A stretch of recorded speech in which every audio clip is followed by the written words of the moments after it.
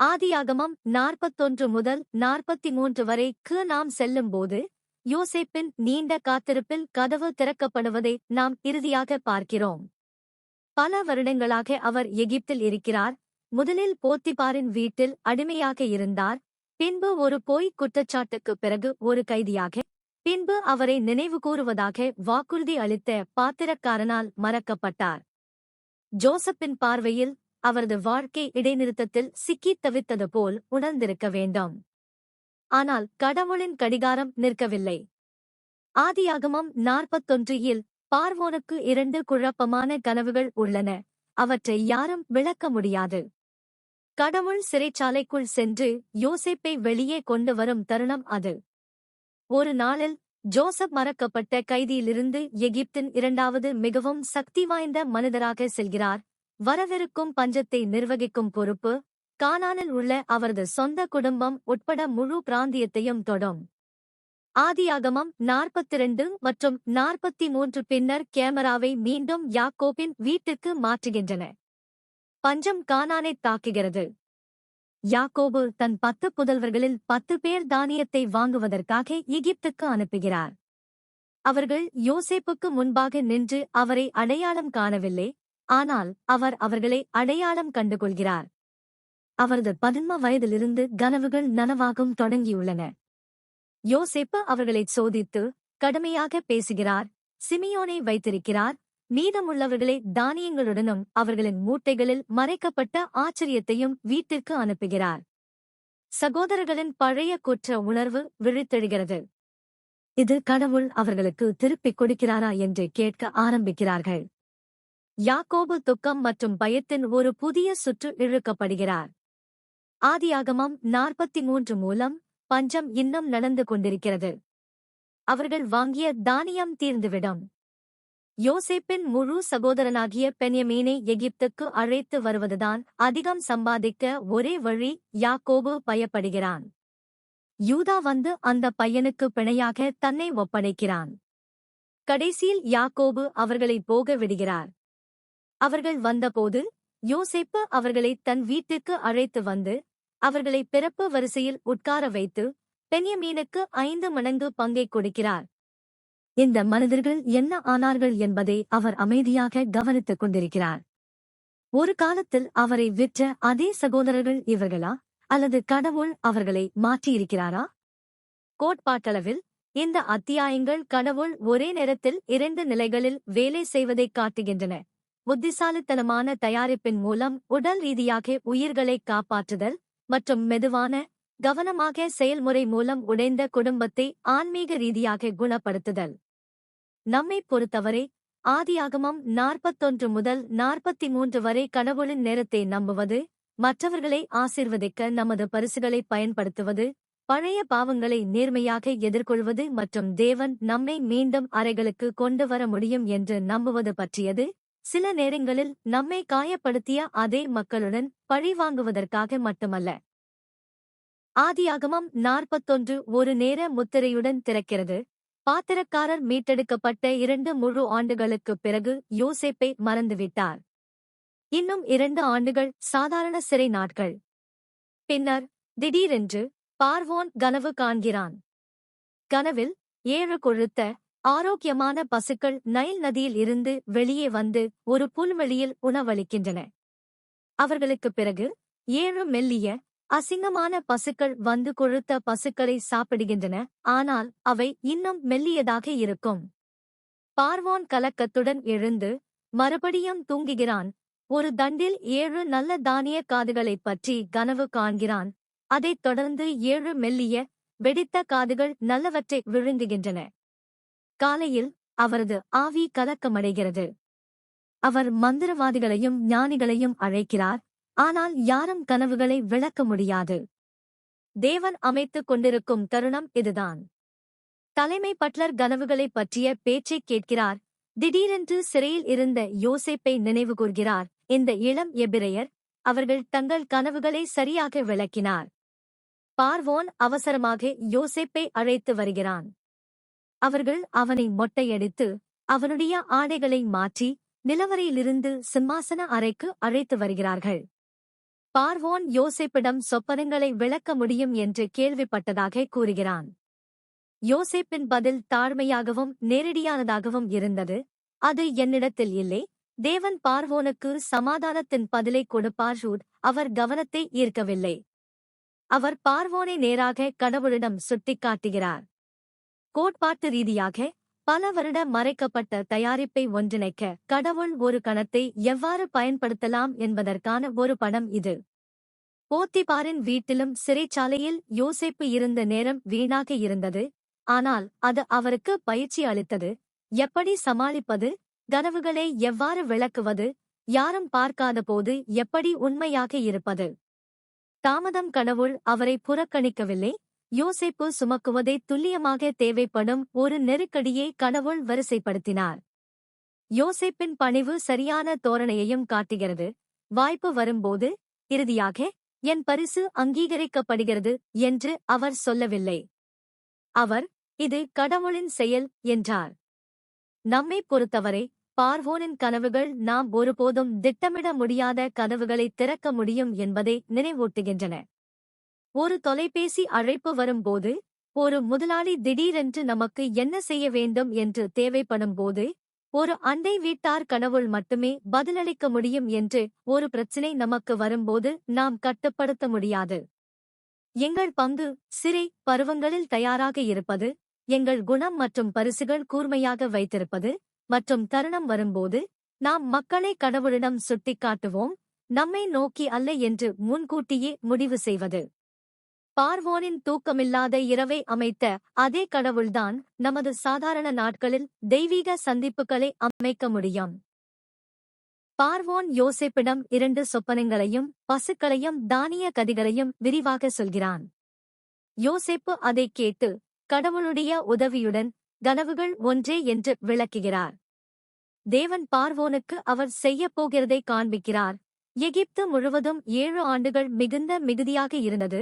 அதைத் தொடர்ந்து 7 ஆண்டுகள் மிகுந்த பஞ்சம் ஏற்பட்டது. அதனால் 7 ஆண்டுகள் மிகுந்த பஞ்சம் மறக்கப்படும். ஜோசப் வெறுமனே தகவல்களை கொடுக்கவில்லை, அவர் விண்ணப்பத்தையும் வழங்குகிறார். இது கடவுளால் ஸ்தாபிக்கப்பட்டது, விரைவில் நிறைவேறும் என்று பார்வோனிடம் அவர் கூறுகிறார். பின்பு அவர் பார்வோனுக்கு அறிவுரை கூறுகிறார். தேசத்தின் மேல் ஞானமும் விவேகமுள்ளவருமான ஒரு மனிதனை நியமிக்கவும், நல்ல ஆண்டுகளில் அறுவடையில் 5இல் ஒரு பங்கைச் சேகரித்து நகரங்களில் உணவைச் சேமித்து வைத்து பஞ்சத்திற்கான இருப்பாக பார்வோனின் கையில் வைத்திருக்கவும் அறிவுரை கூறுகிறார். அந்த வழியில் நிலம் துண்டிக்கப்படாது. கோட்பாட்டு ரீதியாக ஆவிக்குரிய வரங்கள் சேவை மற்றும் ஞானத்திற்கானவை என்று யோசேப்பு நமக்கு காட்டுகிறார். தனிப்பட்ட உணர்ச்சிகளுக்கு மட்டுமல்ல, விளக்கத்தின் நோக்கம் பார்வோனை கவருவது அல்ல, இது மக்களை காப்பாற்ற வேண்டும். யோசேப்பின் திட்டம் நடைமுறை, ஒழுக்கம் மற்றும் நீண்ட காலம். கடவுளின் எச்சரிக்கைகள் செயல்படுவதற்கான அழைப்புகள் என்பதை அது அங்கீகரிக்கிறது. தலையசைத்து மீண்டும் தூங்கச் செல்வது மட்டுமல்ல, பொருளாதார மற்றும் சுற்றுச்சூழல் சுழற்சிகளின் மீது கடவுள் என்பதையும் கனவு நமக்கு கற்பிக்கிறது. என்ன வரப்போகிறது என்பது அவருக்கு தெரியும். அவருடைய ஜனங்கள் ஆயத்தப்படுத்துவதற்கு போதுமான அளவு வெளிப்படுத்த முடியும், பீதி அல்ல. நம்மை பொறுத்தவரை தேவன் நமக்கு காண்பிப்பதைக் கொண்டு ஞானமான நிர்வாகிகளாக இருக்க வேண்டிய அழைப்பு இது. சில நேரங்களில் ஆவியானவர் ஒரு மெலிந்த பருவம் வரப்போகிறது என்று நம்மை தூண்டுவார், நிதி ரீதியாக, உணர்ச்சி ரீதியாக, ஆன்மீக ரீதியாக. தேவையற்ற கடனில் இருந்து வெளியேறுவதற்கும், சில சேமிப்புகளை உருவாக்குவதற்கும், கொஞ்சம் உணவை சேமித்து வைப்பதற்கும், ஒரு கடினமான நேரத்திற்கு முன் நமது வேதவேர்களை ஆழப்படுத்துவதற்கும் இது ஒரு குறிப்பாக இருக்கலாம். யோசேப்பு பயத்தில் பதுக்கி வைக்கவில்லை, அவர் விசுவாசத்தில் ஆயத்தம் செய்கிறார். ஒரு பெரிய வித்தியாசம் உள்ளது. கடவுள் நமக்கு நுண்ணறிவை கொடுக்கும்போது வேதம், தூண்டுதல்கள் அல்லது வாழ்க்கை அனுபவம் மூலம் கூட நாம் அதை நம்மிடத்தில் வைத்திருக்கக்கூடாது என்பதையும் இது நினைவூட்டுகிறது. நாம் எங்கள் வட்டத்தில் ஜோசப் ஆகஸ்ட் இருக்கலாம், கடவுள் நமக்கு காண்பிக்கிறார் என்று நான் நினைக்கிறேன். இங்கே பதிலளிக்க ஒரு புத்திசாலித்தனமான வழி இருக்கிறது. இது ஒரு தெரிந்த விஷயம் அல்ல, இது தயாராக இருக்க உதவும் அளவுக்கு மக்களை நேசிப்பது பற்றியது. யோசேப்பு ஒரு பயங்கரமான கனவை செயலுடன் இணைப்பதன் மூலம் அதை சமாதானத்தின் பதிலாக மாற்றுகிறார். தேவனுடைய ஞானம் நம் திட்டங்களை வடிவமைக்க அனுமதிக்கும்போது நம் வீடுகளிலும் சமூகங்களிலும் நாம் அதையே செய்ய முடியும். பார்வோனும் அவனுடைய ஊழியர்களும் வியப்படைந்தனர். யோசேப்பின் நுண்ணறிவு சாதாரணமானது அல்ல என்பதை அவர்கள் புரிந்து கொள்கிறார்கள். பார்வோன், தேவனுடைய ஆவியானவர் இருக்கிற இவனைப் போன்ற ஒருவனை நாம் காணலாமா? அது ஒரு புறமத ஆட்சியாளரிடமிருந்து வருகிறது. அப்பொழுது பார்வோன் ஒரு அதிர்ச்சியூட்டும் முடிவை எடுக்கிறான். அவர் எகிப்து தேசம் முழுவதிலும் யோசேப்பை அமர்த்துகிறார். அவர் தனது கையொப்ப மோதிரத்தை கொடுத்து, மெல்லிய கைத்தறி அணிந்து, கழுத்தில் ஒரு தங்கச் சங்கிலியை அணிந்து, முழங்காலை வணங்குங்கள் என்று மக்கள் கூச்சலிடும் 2வது தேரில் சவாரி செய்ய வைக்கிறார். பார்வோனுக்கு அடுத்தபடியாக ஜோசப் 2வதாக இருக்கிறார். நேற்று அவர் ஒரு கைதியாக இருந்தார். இன்று அவர் ஒரு கையொப்பத்தை அணிந்து ஒரு ஆட்சியாளராக நகரத்தின் வழியாக சவாரி செய்கிறார். பார்வோன் யோசேப்புக்கு ஒரு புதிய எகிப்திய பெயரையும் அசேனாத் என்ற மனைவியையும் கொடுக்கிறார். ஜோசப் இப்போது எகிப்திய வாழ்க்கையில் ஆழமாக பதிந்துள்ளார். அவருக்கு 30 வயது. 7 வருட ஏராளமான காலத்தில் அவர் பயணம் செய்கிறார். கடலின் மணலைப் போல தானியங்களை சேகரித்து, அவர்கள் எண்ணுவதை நிறுத்தும் வரை அதை சேமித்து வைக்கிறார். ஏனெனில் அது எண்ணுவதற்கு மிக அதிகம். அந்த ஆண்டுகளில் அவருக்கும் அசனாத்திற்கும் 2 மகன்கள் உள்ளனர். அவர் முதல் மனாசேயின் பெயரிடுகிறார். தேவன் என் கடினத்தையும் என் தகப்பனுடைய வீட்டாரையும் மறக்க பண்ணினார். 2வது எப்ராயிம், தேவன் என் துன்பதேசத்தில் என்னை பலனளிக்கச் செய்தார். கடைசியில் பஞ்சம் வரும்போது அது எல்லா நாடுகளையும் தாக்குகிறது. ஆனால் யோசேப்பின் நிர்வாகத்தின் காரணமாக எகிப்தில் அப்பம் இருக்கிறது. கோட்பாட்டளவில் நேரம் சரியாக இருக்கும்போது கடவுள் ஒரு சூழ்நிலையை விரைவாக மாற்றியமைக்க முடியும் என்பதை இந்த பகுதி நமக்கு காட்டுகிறது. ஆனால் விரைவான பதவி உயர்வு பல வருட விசுவாசத்தின் மீது கட்டமைக்கப்பட்டுள்ளது. ஜோசப்பின் புதிய நிலை லாட்டரி வெற்றி அல்ல, இது கடவுள் மற்றும் பார்வோனிடமிருந்து வந்த நம்பிக்கை. அவருடைய மகன்களின் பெயர்கள் யோசேப்பின் இருதயத்தை நமக்குச் சொல்கின்றன. அவர் தனது வலியை மறுக்கவில்லை, ஆனால் அவர் துன்பத்தின் இடமாக இருந்த ஒரு தேசத்தில் கடவுளின் குணப்படுத்துதல் மற்றும் பலனளிப்பதை ஒப்புக்கொள்கிறார். எகிப்து ஆசீர்வாதம் மற்றும் காயம் இரண்டும், கடவுள் இரண்டிலும் இருக்கிறார். எங்களைப் பொறுத்தவரை யோசேப்பின் கதை நம்பிக்கையே தூண்டுகிறது. ஒருவேளை நீங்கள் கவனிக்கப்படாத, தவறாக மதிப்பிடப்படுதல் அல்லது கீழே நீங்கள் அழைக்கப்பட வேண்டும் என்று உணரும் ஒரு நீண்ட பருவத்தில் இருந்திருக்கலாம். ஆதியாகமம் 41 அனைவருக்கும் ஒரு அரண்மனை கிடைக்கும் என்று உறுதியளிக்கவில்லை. ஆனால் நேரம் வரும்போது விஷயங்களை மாற்றுவதில் கடவுளுக்கு எந்த பிரச்சனையும் இல்லை என்பதை இது காட்டுகிறது. ஒரு தொலைபேசி அழைப்பு, ஒரு பதவி உயர்வு, ஒரு புதிய கதவு, அவர் விரைவாக நகர முடியும்.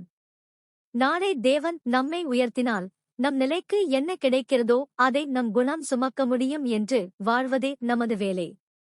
யோசேப்பைப் போலவே நமது பருவங்களுக்கு நேர்மையாக பெயரிடவும் இதில் நம்மை அழைக்கிறது. ஒருவேளை நீங்கள் ஒரு துன்பத்தின் தேசத்தில் இருக்கலாம், ஆனால் பழங்களைக் காணத் தொடங்குகிறீர்கள். நீங்கள் சொல்லலாம், கடவுள் என்னை இங்கே பலனளிக்கிறார், அது நீங்கள் இருக்க விரும்பிய இடத்தில் இல்லாவிட்டாலும் கூட. இது ஒரு சக்தி வாய்ந்த சாட்சியம். 7 வருடங்கள் நிறைவடைந்துவிட்டன. தேவன் சொன்னபடியே பஞ்சம் வருகிறது. அது எகிப்தை மட்டுமல்ல, யாக்கோபும் அவருடைய மகன்களும் வாழும் கானானுக்கும் செல்கிறது. யாக்கோபு எகிப்திலே தானியம் இருப்பதைக் கேள்விப்பட்டு தன் குமாரனை நோக்கி, நீங்களோ அங்கிருந்து இறங்கி அவ்விடத்திலிருந்து எங்களுக்காக வாங்கிக்கொள் என்றான். யோசேப்பின் சகோதரர்களில் 10 பேர் போகிறார்கள்.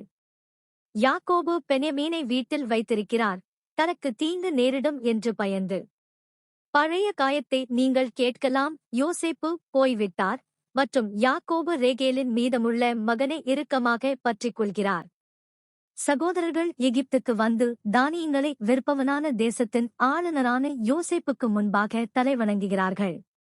அவர்கள் அவரை அடையாளம் காணவில்லை. அவர் வயதானவர், ஒரு எகிப்தியரைப் போல உடை அணிந்து ஒரு மொழிபெயர்ப்பாளர் மூலம் பேசுகிறார். ஆனால் யோசேப்பு அவர்களை அடையாளம் கண்டு கொண்டு தன் கனவுகளை நினைவு கூர்ந்து கடுமையாக பேச தீர்மானிக்கிறார். அவர்கள் உளவாளிகள் என்று அவர் குற்றம் சாட்டுகிறார். தாங்கள் நேர்மையான மனிதர்கள், 12 சகோதரர்கள், ஒருவர் வீட்டில் விட்டுவிட்டார், ஒருவர் இல்லை என்று அவர்கள் எதிர்க்கிறார்கள். யோசேப்பு தொடர்ந்து வற்புறுத்துகிறார். 3 நாட்களுக்கு அவர்களை பூட்டுகிறார். அவர்களுடைய கடந்த காலம் அவர்களை பிடித்துக் கொண்டிருக்கிறது. 20 வருடங்களுக்கும் மேலாக புதைக்கப்பட்டிருப்பதை வெளிக்கொணர தேவன் யோசேப்பின் நிலையை பயன்படுத்துகிறார். கோட்பாட்டு ரீதியாக பழைய குற்ற உணர்வை எழுப்ப கடவுள் சூழ்நிலைகளை எவ்வாறு பயன்படுத்தலாம் என்பதற்கான ஒரு படம் இது. பஞ்சம் சகோதரர்களை எகிப்துக்கு கட்டாயப்படுத்துகிறது. ஜோசப்புக்கு முன்னால் உள்ள அழுத்தம், அது அவர் என்று அவர்களுக்கு தெரியாவிட்டாலும் அவர்களால் கட்டுப்படுத்த முடியாத ஒரு சூழ்நிலையை உருவாக்குகிறது. யோசேப்பின் கடுமை கொடுமை அல்ல, இது சோதனை மற்றும் விழிப்புணர்வின் செயல்முறையின் ஒரு பகுதியாகும். அடைக்கப்பட்ட பாவத்தை எதிர்கொள்ள வேண்டும்.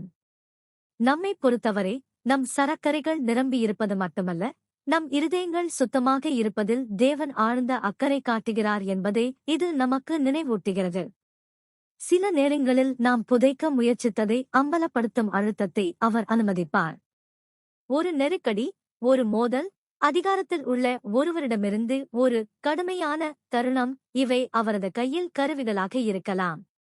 அவர் நம்மை நசுக்க முயற்சிக்கவில்லை, அவர் நம்மை உண்மையிடம் கொண்டு வர முயல்கிறார். இது பாரபட்சம் மற்றும் பயத்தின் ஒரு நிதானமான படத்தையும் வரைகிறது.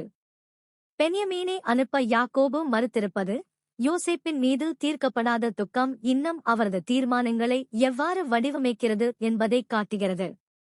நம்மில் பலர் அப்படியே வாழ்கிறோம். ஒரு நபரை அதிகமாக பாதுகாப்பது, ஒரு பகுதியில் அதிகப்படியான எதிர்வினையாற்றுவது, ஒரு பழைய காயம் காரணமாக. ஆதியாகமம் 42 கடவுளை அந்த இடங்களிலும் அனுமதிக்க நம்மை அழைக்கிறது. அவர் குடும்பத்தை பஞ்சத்திலிருந்து காப்பாற்றுவது மட்டுமல்ல, ஒப்புக்கொள்ளப்படாத பாவம் மற்றும் குணப்படுத்தப்படாத இழப்பின் விஷத்திலிருந்து அவர் அவர்களை காப்பாற்றுகிறார். 3 நாட்கள் காவலில் இருந்த பிறகு ஜோசப் மீண்டும் தனது சகோதரர்களிடம் பேசுகிறார் மற்றும் நிலைமைகளை சற்று மென்மையாக்குகிறார். அவர் அவர்களிடம், இதைச் செய்து வாழுங்கள், ஏனெனில் நான் கடவுளுக்கு அஞ்சுகிறேன். ஒரு சகோதரனை சிறையில் அடைத்து மற்றவர்களை தானியங்களுடன் வீட்டிற்கு அனுப்ப முடிவு செய்கிறார். அவர்கள் உளவாளிகள் அல்ல என்பதற்கு ஆதாரமாக பெஞ்சமீனை திரும்ப கொண்டு வர வேண்டும் என்ற நிபந்தனையின் பேரில். திடீரென்று சகோதரர்கள் ஒருவருக்கொருவர் எபிரேய மொழியில் பேச ஆரம்பிக்கிறார்கள். யோசேப்பு புரிந்து கொள்கிறார் என்பதை உணரவில்லை.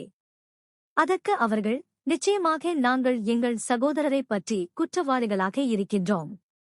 ஆகையால் இந்த துன்பம் எங்களுக்கு வந்தது என்றார்.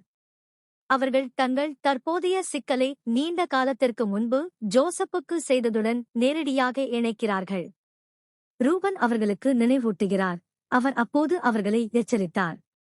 யோசேப்பு அதையெல்லாம் கேட்டு அழுவதற்கு விலகிச் செல்கிறார். வெளிப்புறத்தில் உள்ள கடினத்தன்மை உள்ளே உடைந்து கொண்டிருக்கும் இதயத்தை மறைக்கிறது. சிமியோனை அவர்கள் கண்களுக்கு முன்பாக கட்டிவிட்டு மற்றவர்களை அனுப்புகிறார். யோசேப்பு அவர்களுடைய பணத்தை திருப்பித் தரும்படி இரகசியமாக கட்டளையிடுகிறார்.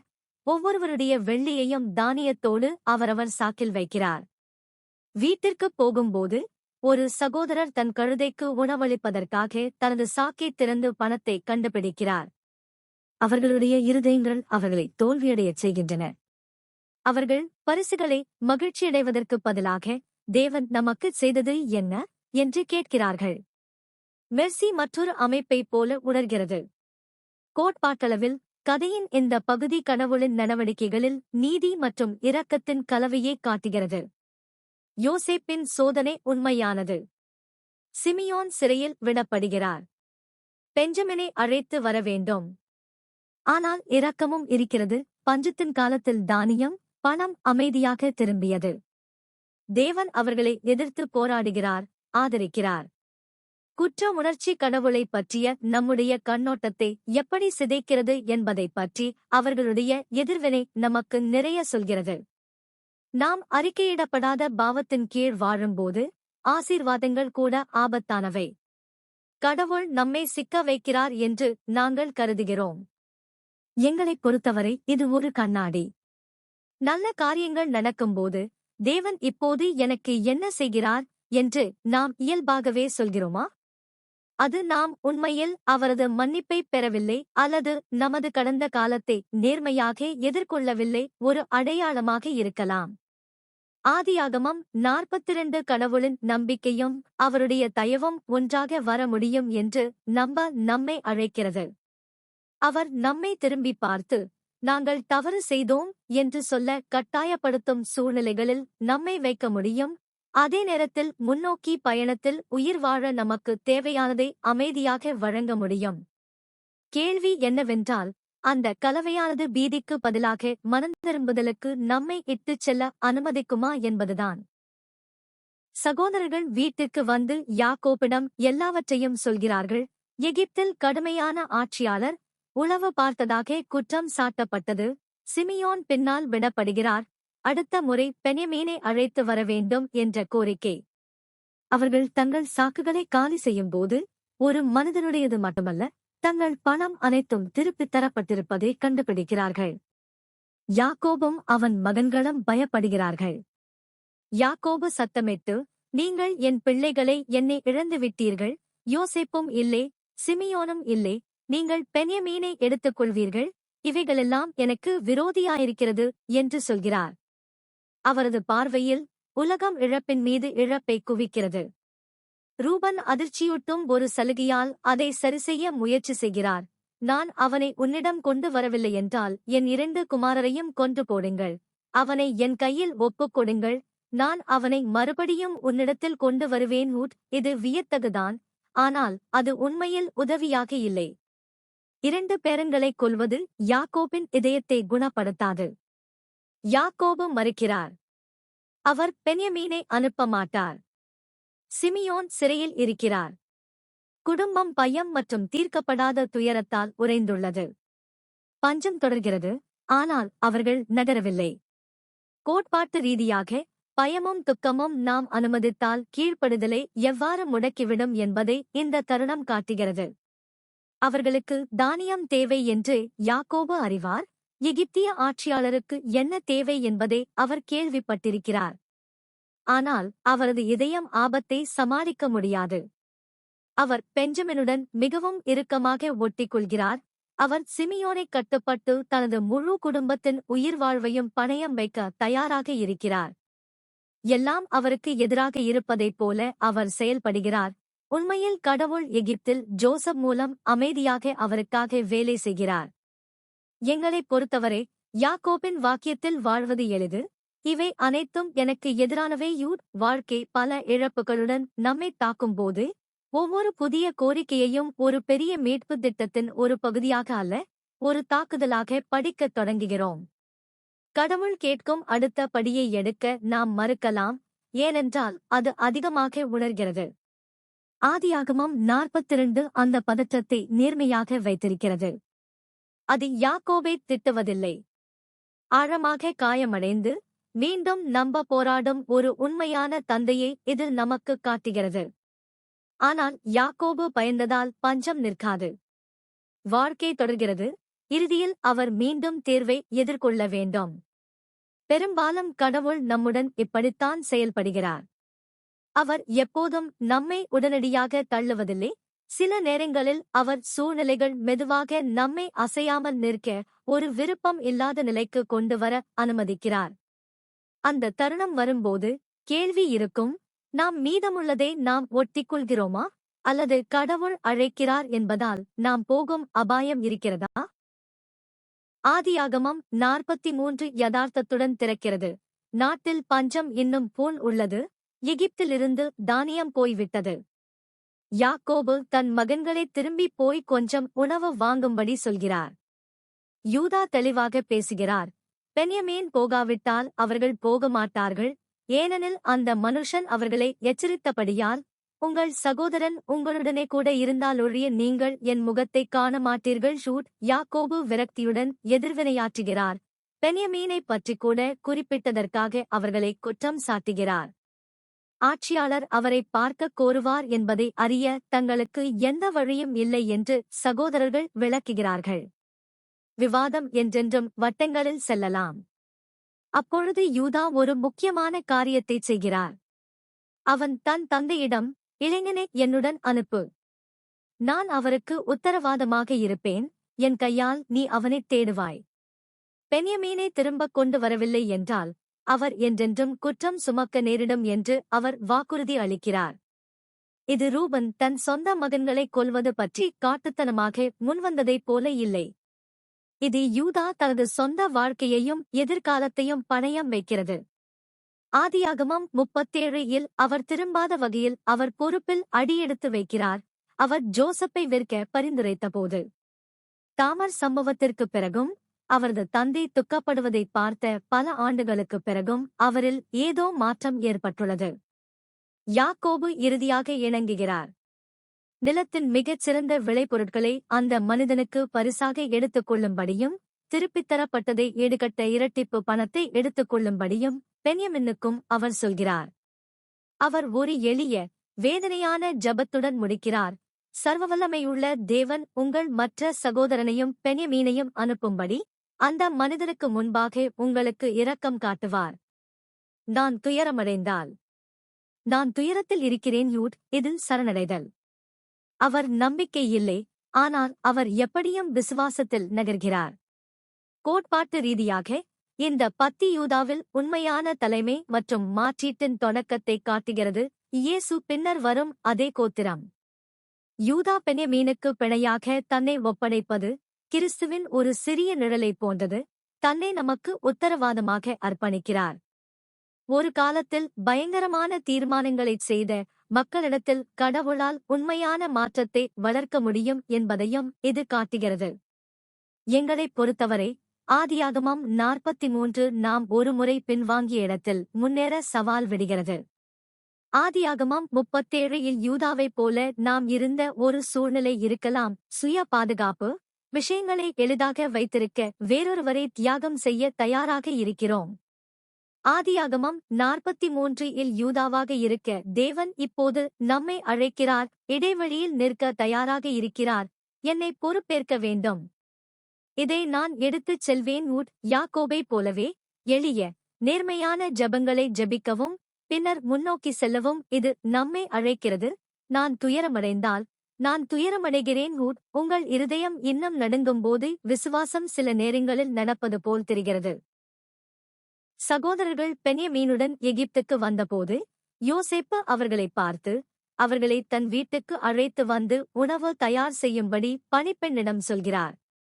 சகோதரர்கள் பயப்படுகிறார்கள். கடந்த முறை தங்கள் சாக்குகளில் இருந்த பணத்தின் காரணமாக இது ஒரு பொறியாக இருக்க வேண்டும் என்று அவர்கள் நினைக்கிறார்கள். ஜோசப் அவர்களை அடிமைப்படுத்த விரும்புகிறார். என்ன நடந்தது என்பதை பணிப்பெண்ணிடம் விளக்க அவர்கள் விரைகிறார்கள். உங்களுக்கு சமாதானம் உண்டாவதாக, பயப்படாதிருங்கள். உங்கள் தேவனும் உங்கள் தகப்பனுடைய தேவனுமான உங்கள் மூட்டைகளில் பொக்கிஷத்தை கொடுத்திருக்கிறார் என்று அவர் ஆச்சரியமான வார்த்தைகளுடன் பதிலளிக்கிறார். அவர் சிமியோனை அவர்களிடம் திரும்ப கொடுத்து அவர்களை கழுவுவதற்கு தண்ணீரையும் கழுதைகளுக்கு தீவனத்தையும் கொண்டு வருகிறார். தொனி அவர்கள் எதிர்பார்ப்பதற்கு நேர்மாறாக உள்ளது. யோசேப்பு வீட்டுக்கு வந்ததும் அவர்கள் தங்கள் காணிக்கையை கொடுத்து மறுபடியும் அவருக்கு முன்பாக வணங்குகிறார்கள். அவர் அவர்களின் தந்தையைப் பற்றி கேட்கிறார். அவர் இன்னும் உயிருடன் இருப்பதாக கூறப்படுகிறது. அப்பொழுது யோசேப்பு தன் கண்களை உயர்த்தி தன் முழு சகோதரனாகிய பென்யமீனைக் காண்கிறார். அவரது இதயம் எரிகிறது. அவர் தனது அறையில் அழ வெளியே விரைந்து செல்ல வேண்டும். முகம் கழுவிய பிறகு அவர் திரும்பி வந்து தன்னை கட்டுப்படுத்திக் கொள்கிறார். அவர்கள் வயதின் வரிசைப்படி அமர்ந்துள்ளனர். மூத்தவர் முதல் இளையவர் வரை அவர்களை ஆச்சரியப்படுத்தும் ஒரு விவரம். யோசேப்பின் மேஜையிலிருந்து சில பகுதிகள் அவர்களுக்கு அனுப்பப்படுகின்றன. ஆனால் பென்யமீனின் பங்கு அவர்களில் எவரையும் விட 5 மடங்கு அதிகம். அவர்கள் குடித்து அவருடன் மகிழ்ச்சியாக இருக்கிறார்கள். கோட்பாட்டளவில் இந்த காட்சி சோதனை மற்றும் கருணை ஒன்றாக கலக்கப்பட்டது. ஜோசப் தனது சகோதரர்களுடன் முடிக்கப்படவில்லை. அடுத்த அத்தியாயங்களில் இன்னும் மற்றொரு சோதனை வருகிறது. ஆனால் பெஞ்சமின் ஆதரவாக இருப்பதை அவர்கள் எவ்வாறு பதிலளிக்கிறார்கள் என்பதை இங்கே அவர் கவனித்துக் கொண்டிருக்கிறார்.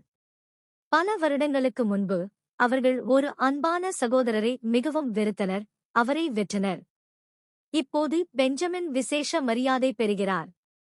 அவர்கள் மீண்டும் பொறாமைப்படுவார்களா அல்லது அவர்களின் இருதயங்கள் மென்மையாகி விடுவார்களா?